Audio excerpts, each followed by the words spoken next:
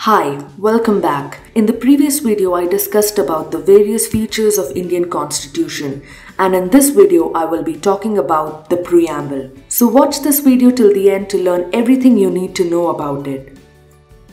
So let's begin by knowing what is the Preamble. As mentioned in the previous video, the Preamble is an introduction and it sets the tone of the Constitution. It is based on an objective resolution that was drafted and moved by Nehru and adopted by the Constituent Assembly. It basically reflects the dreams and aspirations of the founding fathers of the Constitution. To understand the Preamble better, let us know the meaning of certain terms used in it as mentioned in Class 9 NCERT. Sovereign.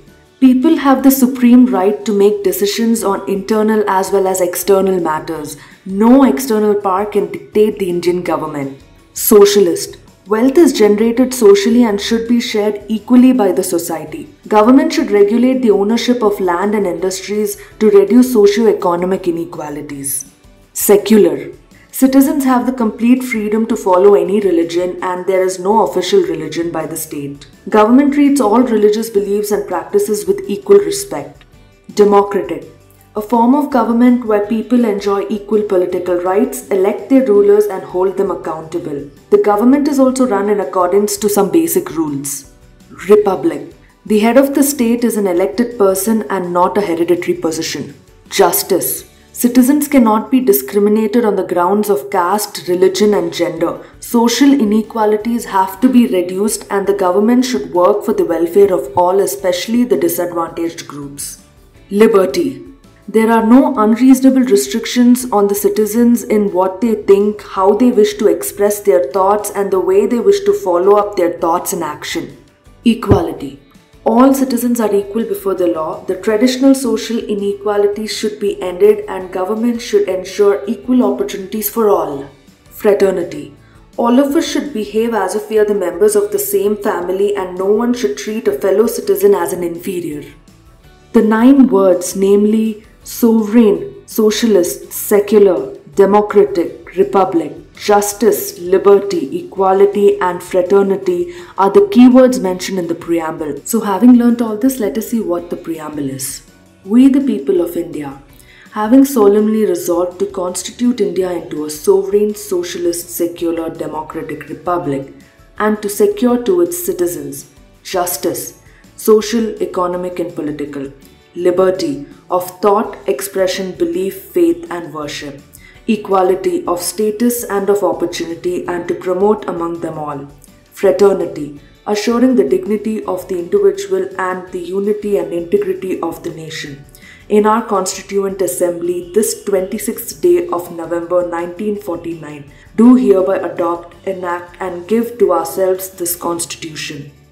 So in this Preamble, the words "we the people of India" implies that the Constitution has been drawn up or enacted by the people through their representatives and not handed down to them by a king or any outside powers. Although India is a member of the Commonwealth of Nations that is headed by the British Crown and the United Nations, this does not in any way affect the sovereignty of the country. So by being a sovereign state, India can either acquire a foreign territory or cede a part of its territory in favor of a foreign state. The term socialist was added through the 42nd Amendment in 1976. Even before adding this term to the Preamble, our Constitution had elements in the form of certain directive principles of state policy that provide guidelines in making laws for the welfare of the society. We shall be discussing about these directive principles in detail in the coming videos. India follows its own form of socialism, referred to as the democratic socialism. It is a mixed economy which supports both public and private sectors, and it aims to end poverty, ignorance, disease, and inequality of opportunity. The economic reforms in the form of liberalization, privatization, and globalization has, however, diluted the socialist credentials of the Indian state. The term secular was also added through the 42nd Amendment, and even before the word was mentioned, the Constitution provided for a secular state through Articles 25 to 28 guaranteeing the fundamental rights to freedom of religion.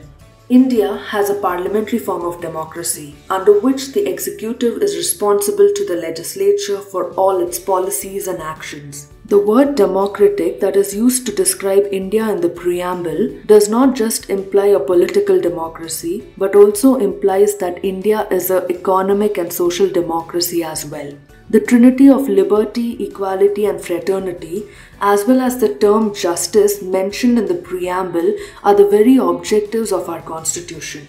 The head of the state, the President of India, is also an elected representative, thus making India a republic. The word integrity was also added by the 42nd Amendment Act of 1976. The preamble thus upholds the dignity of the individual and the unity and integrity of the nation. So to broadly summarize what we learned, the preamble reveals 4 details. The source of authority of the constitution, that is derived from the people.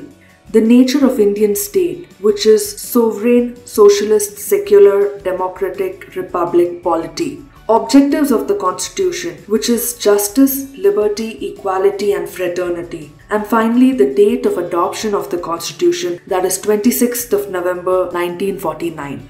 So there are quite a few controversies related to the preamble. Let's have a look at what they are.